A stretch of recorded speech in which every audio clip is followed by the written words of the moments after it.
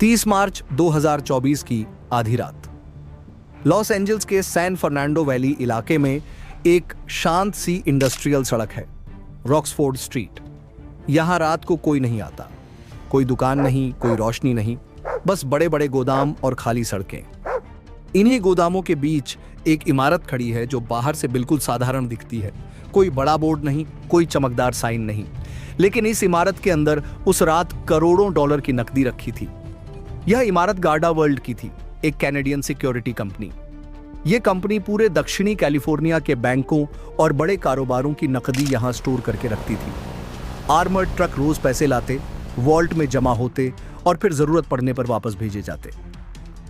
यह एक private cash management system था, बैंक की तरह काम करता था, लेकिन बहुत कम लोगों को इसके बारे में पता था। उस रात वॉल्ट के अंदर लगभग 30 मिलियन डॉलर यानी लगभग 250 करोड़ रुपए नकदी रखी थी। पास की एक इमारत की छत पर अंधेरे में कुछ लोग बैठे थे, काले कपड़े पहने, चेहरे ढके हुए। उनके हाथों में नाइट विजन कैमरा था, जिससे रात का अंधेरा भी दिन जैसा दिखता था। वे हफ्तों से इस इमारत को देख रहे थे। हर कैमरा का एंगल, हर गार्ड का रूटीन, हर अलार्म का पैटर्न, सब कुछ उनके दिमाग में था।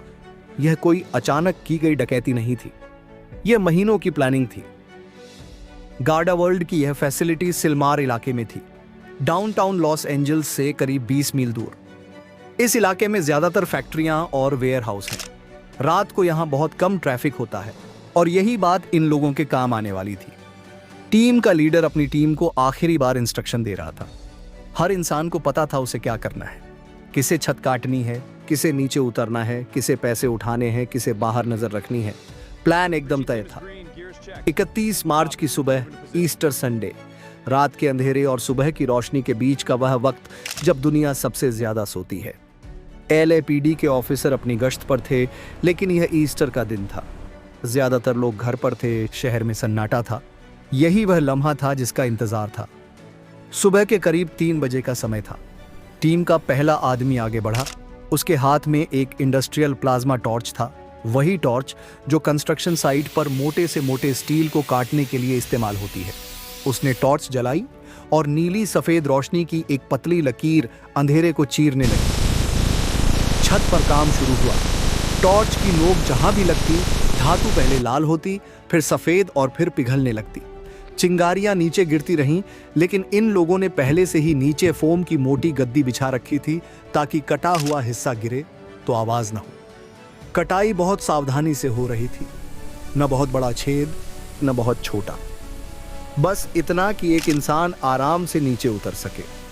यह काम किसी ऐसे इंसान का लग रहा था जिसे कंस्ट्रक्शन की अच्छी समझ थी। हर कट सोच समझ कर लगाया जा रहा था ताकि इमारत का स्ट्रक्चर हिले नहीं और कोई वाइब्रेशन सेंसर चालू न हो जाए।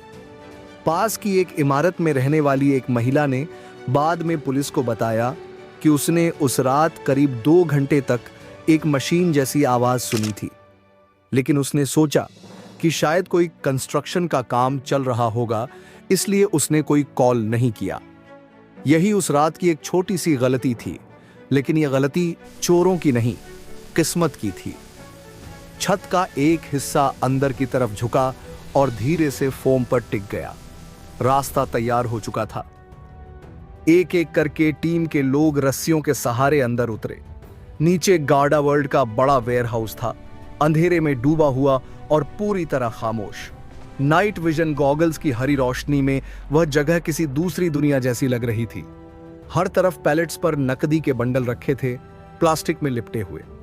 हर बंडल पर एक कोड था जो बताता था कि यह पैसा किस बैंक या बिजनेस का है। अब असली चुनौती थी अंदर की सिक्योरिटी। वेयर हाउस में मोशन डिटेक्टर लगे थे जो एक तय पैटर्न में स्कैन करते थे। इंफ्रारेड बीम गलियारों के बीच फैली हुई थी। फर्श की कुछ टाइल्स के नीचे प्रेशर प्लेट्स लगी थीं। यह सब मिलकर एक अदृश्य जाल बनाते थे, लेकिन इन लोगों ने इस जाल को भी पहले से समझ रखा था। आगे चलने वाले ने हाथ के इशारे से रुकने का सिग्नल दिया। सबने सांस रोक ली। इंफ्रारेड बीम उनके ऊपर से गुजरी। जैसे ही बीम आगे बढ़ी, वे भी आगे बढ़ गए। यह सब इतनी आसानी से हुआ जैसे किसी ने इसे पहले 100 बार अभ्यास किया हो, और सच में उन्होंने अभ्यास किया था। बाहर उसी समय पुलिस की एक पेट्रोल यूनिट रॉक्सफोर्ड स्ट्रीट के आसपास गश्त कर रही थी। एक ऑफिसर अपने साथी से ईस्टर के प्लान की बात कर रहा था, घर पर परिवार के साथ खाना और बच्चों के लिए ईस्टर एग्स। उसे जरा भी अंदाजा नहीं था कि उसी इलाके में उस समय इतिहास लिखा जा रहा था। चोर अब वॉल्ट के दरवाजे के सामने खड़े थे। 3 फुट मोटा स्टील का दरवाजा, इलेक्ट्रॉनिक लॉक और कई सुरक्षा परतें। इसे बनाने वालों ने सोचा था कि इसे तोड़ना नामुमकिन है, लेकिन बाद में जांच करने वालों को पता चला कि वॉल्ट खुला था और उस पर जबरदस्ती घुसने के कोई साफ निशान नहीं थे। वॉल्ट कैसे खुला, यह आज तक एक रहस्य है। वॉल्ट का दरवाजा खुल चुका था। अंदर का नजारा देखकर एक पल के लिए सब रुक गए। इतने तजुर्बेकार लोग भी, जिन्होंने अपनी जिंदगी में न जाने कितने काम किए थे, एक पल के लिए सांस लेना भूल गए। फर्श से छत तक नकदी के बंडल सजे हुए थे। सैकड़ों बीसियों और दहाई के नोट, सब प्लास्टिक स्ट्रिप्स में लिपटे हुए अलग अलग गिनती के हिसाब से रखे गए। यह पैसा दक्षिणी कैलिफोर्निया के उन बिजनेस और बैंकों का था जिन्होंने अपनी नकदी की सुरक्षा के लिए गार्डा वर्ल्ड पर भरोसा किया था। किसी ने धीरे से कहा, यह तो। टीम लीडर ने तुरंत रोका, ध्यान रखो, वक्त कम है। और फिर काम शुरू हुआ। यह काम भी उतनी ही सफाई से हुआ जितनी सफाई से अब तक सब कुछ हुआ था। एक लाइन की तरह काम चल रहा था। एक इंसान वॉल्ट से बंडल उठाता, दूसरे को देता, वह आगे देता और आखिर में मिलिट्री ग्रेड बैग में भरे जाते। बैग से पहिए वाले ठेलों में डाले जाते जो भारी वजन उठाने के लिए बनाए गए थे। पैसा तेजी से हाथ में जा रहा था, बिना किसी शोर के। इतने सारे पैसे को उठाना आसान नहीं होता। नकदी बहुत भारी होती है। बाद में जांच करने वालों ने अंदाजा लगाया कि चोरी की गई नकदी का कुल वजन करीब 600 पाउंड था, यानी लगभग 270 किलो। इतना वजन उठाने के लिए ताकत भी चाहिए और सही योजना भी, और यह दोनों चीजें इस टीम के पास थीं। सुबह करीब 4:30 बजे का समय था। बाहर पुलिस की एक गाड़ी आई। गार्डा वर्ल्ड की बिल्डिंग पर अलार्म बजा था, लेकिन यह कोई नई बात नहीं थी। इस जगह से पहले भी कई बार झूठे अलार्म की कॉल आ चुकी थी। पुलिस वाले थके हुए थे, त्योहार की सुबह थी और इस तरह की कॉल को वे रोज का मामला समझते थे। अंदर चोर पूरी तरह रुक गए। बाहर जूतों की आवाज आ रही थी, टॉर्च की रोशनी घूम रही थी और रेडियो पर बातें हो रही थी। पुलिस वाले चारों तरफ घूम रहे थे, खिड़कियों से अंदर झांक रहे थे। वॉल्ट के अंदर कोई हिला नहीं, कोई बोला नहीं। सबने अपनी सांस रोक रखी थी। रेडियो पर आवाज आई, शायद फिर से झूठा अलार्म है। कुछ देर बाद पुलिस की गाड़ी वहां से चली गई। चोरों ने राहत की सांस ली और फिर से काम में लग गए। अब उनकी गति और तेज हो गई थी। हर हाथ तेजी से चल रहा था, हर ठेला जल्दी भर रहा था। काम पूरा हो चुका था। आखिरी बंडल आखिरी ठेले में रखा गया। वॉल्ट खाली था, पैलेट खाली थे। प्लास्टिक की स्ट्रिप्स फर्श पर बिखरी पड़ी थीं, जैसे किसी जश्न के बाद कागज के टुकड़े बिखरे रहते हैं। अब निकलने का समय था। टीम उस रास्ते की तरफ बढ़ी जो पहले से तैयार था। वेयरहाउस की साइड दीवार में एक रास्ता बनाया गया था, जिसे बड़े एसी यूनिट के पीछे छिपाया गया था। एक एक करके सब बाहर निकले और लॉस एंजल्स की सुबह में गायब हो गए। पीछे रह गया एक खाली वॉल्ट, बिखरी हुई प्लास्टिक स्ट्रिप्स और एक बड़ी चोरी का सबूत। शहर अभी भी सो रहा था। सोमवार 1 अप्रैल 2024 की सुबह गार्डा वर्ल्ड की एक कर्मचारी अपनी रोज की दिनचर्या के हिसाब से फैसिलिटी पर पहुंची। हाथ में कॉफी का कप था और मन में एक सामान्य सोमवार की उम्मीद थी। उसने मेन गेट पर बैज लगाया, अंदर आई और वेयरहाउस में पैलेट्स की कतारों के बीच से चलने लगी। कुछ अजीब था। जो भारीपन हमेशा महसूस होता था, नकदी से भरे पैलेट्स का वजन, उनकी मौजूदगी, वह आज नहीं था। जगह हल्की लग रही थी। उसने इस बात पर ज्यादा ध्यान नहीं दिया और वॉल्ट की तरफ बढ़ी। वॉल्ट का दरवाजा खुला हुआ था। वह रुक गई। नियमों के मुताबिक यह दरवाजा हर वक्त बंद रहना चाहिए था। सिर्फ अधिकृत लोग तय समय पर कड़ी निगरानी में इसे खोल सकते थे। उसने एक कदम अंदर रखा। वॉल्ट बिल्कुल खाली था। हर पैलेट खाली था।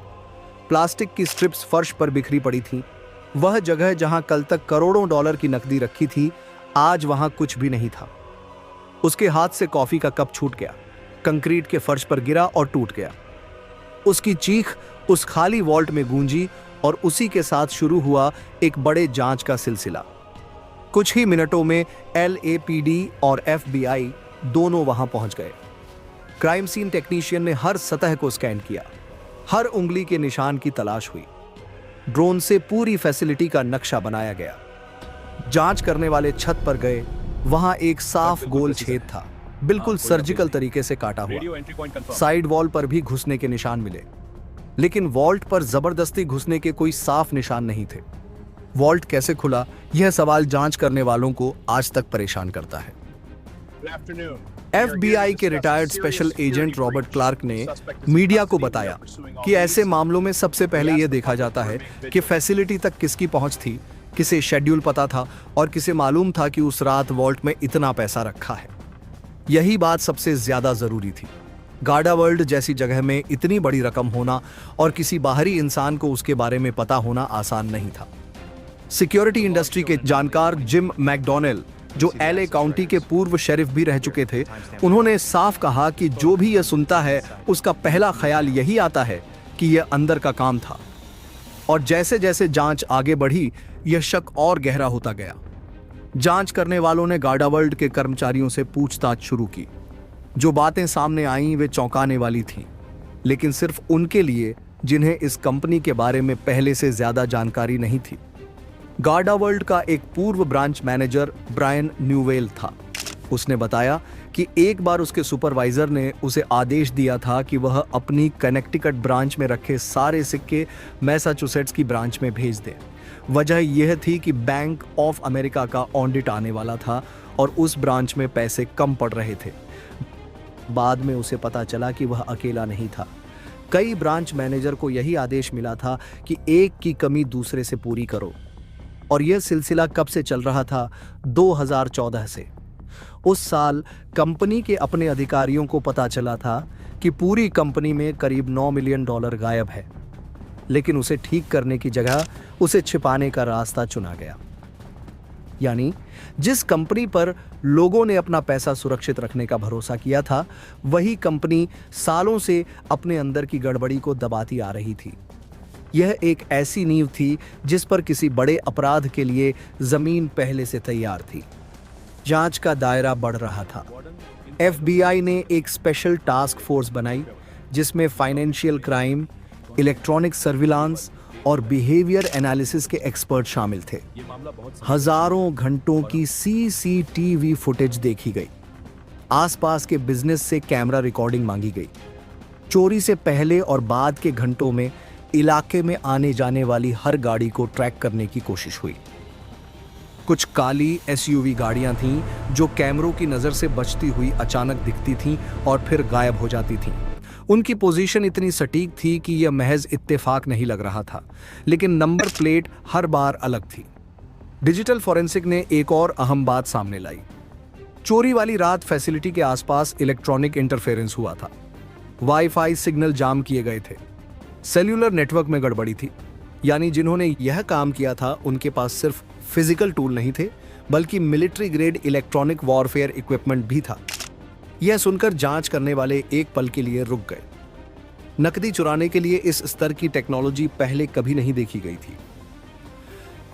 सिक्योरिटी इंडस्ट्री के अनुभवी जिम मैकगफी ने मीडिया को बताया कि गार्डा वर्ल्ड जैसी फैसिलिटी में 2 अलग अलग अलार्म सिस्टम होने चाहिए थे जो अलग अलग कमांड सेंटर को सिग्नल भेजें।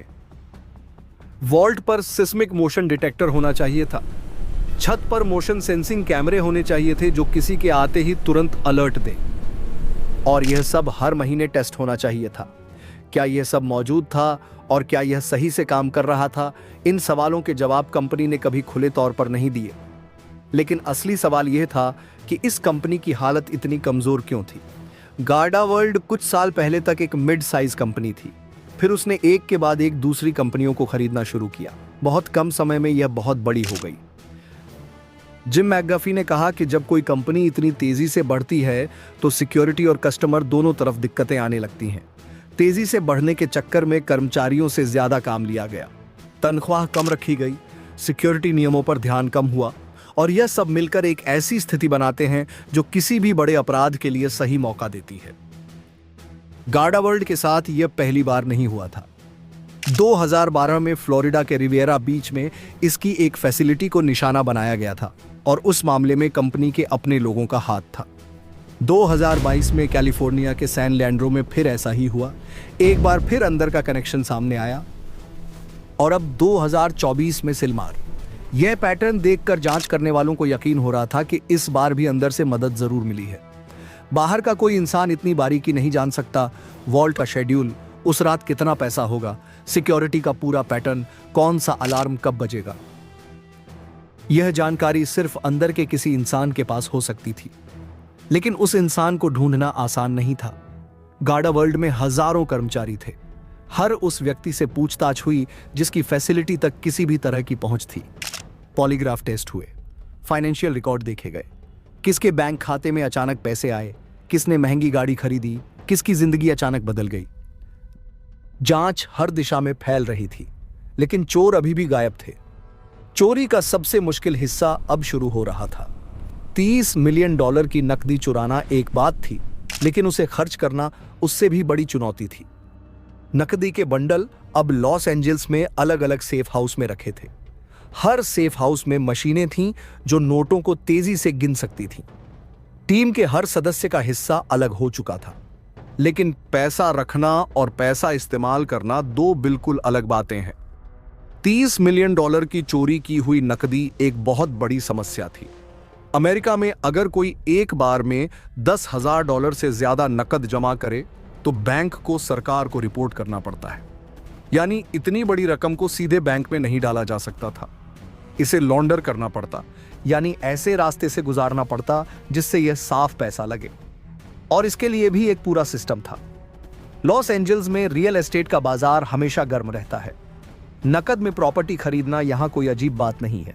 कुछ पैसा वहां लगाया गया, कुछ उन बिजनेस में गया जो बिना ज्यादा सवाल किए बड़ी मात्रा में नकदी संभाल सकते थे। बाकी रकम के लिए और भी रास्ते थे। डेलावेयर में शेल कंपनी बनाई जा सकती थी, ऐसी कंपनी जो सिर्फ कागज पर होती है। केमैन आइलैंड जैसी जगहों पर ऑफशोर बैंक खाते होते हैं जहां जानकारी बाहर नहीं आती। क्रिप्टो करेंसी एक्सचेंज के जरिए नकदी को डिजिटल पैसे में बदला जा सकता था। सोना और चांदी जैसी कीमती धातुएं खरीदकर फिर बेचने से भी पैसा साफ दिखाया जा सकता था। यह मनी लॉन्ड्रिंग का काम खुद चोरी से कम मुश्किल नहीं था, लेकिन FBI यह जानती थी। जांच करने वालों को पता था कि इतनी बड़ी रकम को पूरी तरह छिपाना मुश्किल है। कहीं ना कहीं कोई गलती जरूर होगी, कोई ना कोई निशान जरूर छूटेगा। इसलिए टास्क फोर्स ने फाइनेंशियल ट्रैकिंग पर पूरा ध्यान लगाया।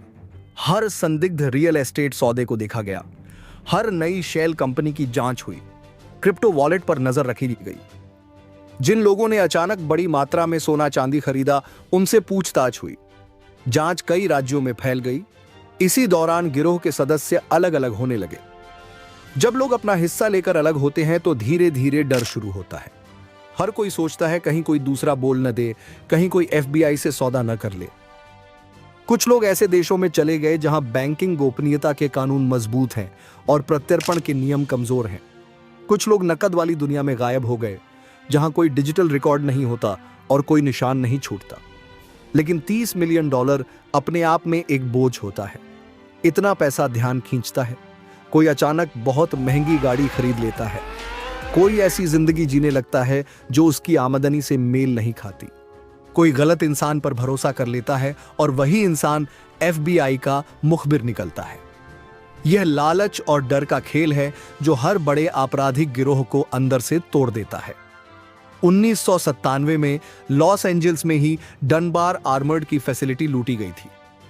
6 लोगों ने मिलकर करीब $19 मिलियन चुराए थे। उस समय यह सबसे बड़ी नकदी चोरी थी। वे लोग भी बहुत तैयार थे, लेकिन आखिरकार अपनी ही गलतियों से पकड़े गए। 2024 की यह चोरी उस घटना से भी बड़ी हो चुकी थी और जांच करने वाले उसी इतिहास को याद रखते हुए आगे बढ़ रहे थे, क्योंकि इतिहास अक्सर खुद को दोहराता है। जांच जारी थी, सुराग मिलते थे और फिर खो जाते थे। लेकिन एक बात साफ थी, इतने बड़े राज को हमेशा के लिए छिपाना बहुत मुश्किल होता है। महीने बीत गए, जांच जारी रही। FBI का टास्क फोर्स काम कर रहा था, लेकिन हर सुराग एक नई दीवार पर जाकर रुक जाता था। जिन लोगों से पूछताछ होती वे वकील लेकर आते, जो फाइनेंशियल ट्रेल मिलती वह किसी ऑफशोर अकाउंट में जाकर गायब हो जाती। जो सीसीटीवी फुटेज मिली उसमें चेहरे साफ नहीं थे। यह केस उतना ही पेचीदा था जितनी वह चोरी खुद थी। अप्रैल 2026 तक, यानी इस घटना के 2 साल बाद तक, कोई गिरफ्तारी सार्वजनिक तौर पर पुष्टि नहीं हुई। LAPD और FBI आज भी मिलकर इस केस की जांच कर रहे हैं। कोई संदिग्ध आधिकारिक रूप से नामित नहीं हुआ। चोरी गई नकदी का कोई बड़ा हिस्सा आधिकारिक रूप से बरामद नहीं हुआ। यह केस अमेरिकी इतिहास की उन चुनिंदा बड़ी चोरियों में शामिल हो गया जो आज तक अनसुलझी हैं। लेकिन यह सिर्फ एक चोरी नहीं थी, इसने कई बड़े सवाल खड़े किए।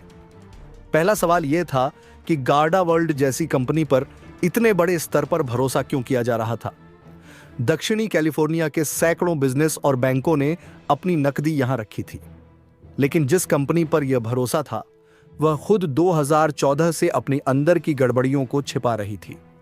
$9 मिलियन की कमी को ठीक करने के बजाय दबाया गया और उसी दबाव ने एक कमजोर नींव तैयार कर दी। दूसरा सवाल यह था कि सिक्योरिटी सिस्टम इतना कमजोर कैसे था।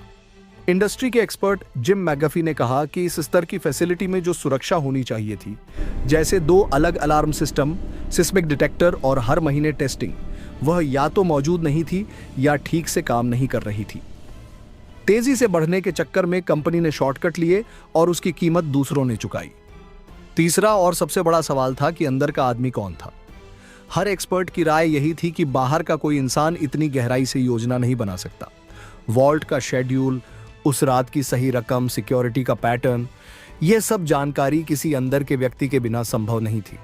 लेकिन वह कौन था, यह आज तक साबित नहीं हो सका। फिलहाल जो तस्वीर सामने है वह यह है कि 6 या उससे ज्यादा लोगों ने मिलकर महीनों की योजना से एक ऐसी जगह में सेंध लगाई जिसे अभेद्य माना जाता था। उन्होंने सिक्योरिटी को चकमा दिया, अलार्म को नजरअंदाज करवाया, वॉल्ट को बिना तोड़े खोला और करोड़ों डॉलर की नकदी लेकर लॉस एंजल्स की सुबह में गायब हो गए। पीछे छूट गया एक खाली वॉल्ट, एक हैरान कर्मचारी का टूटा हुआ कॉफी कप और एक ऐसा सवाल जिसका जवाब अभी किसी के पास नहीं है। वे कौन थे, वे कहां हैं और वह पैसा आज कहां है। रॉक्सफोर्ड स्ट्रीट पर वह इमारत आज भी खड़ी है। दीवार का जो हिस्सा काटा गया था वह ठीक कर दिया गया है। छत का छेद बंद हो चुका है। गार्डा वर्ल्ड के आर्मर्ड ट्रक आज भी लॉस एंजल्स की सड़कों पर चलते हैं। लेकिन ईस्टर संडे 2024 की वह रात हमेशा के लिए इतिहास में दर्ज हो चुकी है। जांच अभी भी जारी है। अगर आपको यह वीडियो पसंद आई तो नीचे लाइक का बटन जरूर दबाएं। इससे हमें पता चलता है कि आप इस तरह की असली अपराध की कहानियां देखना चाहते हैं और हम आपके लिए ऐसी और कहानियां लाते रहेंगे। अगर आप हमारे चैनल पर नए हैं तो अभी सब्सक्राइब कर लीजिए और साथ में घंटी का बटन भी दबा दीजिए ताकि जब भी हम नई वीडियो डालें आपको सबसे पहले सूचना मिले। नीचे कमेंट में बताइए कि आपके हिसाब से यह अंदर का काम था या नहीं। क्या वे लोग कभी पकड़े जाएंगे? आपकी राय हमारे लिए बहुत जरूरी है। और यह वीडियो अपने दोस्तों के साथ जरूर साझा करें जिन्हें ऐसी कहानियां पसंद हैं। मिलते हैं अगली कहानी में। धन्यवाद।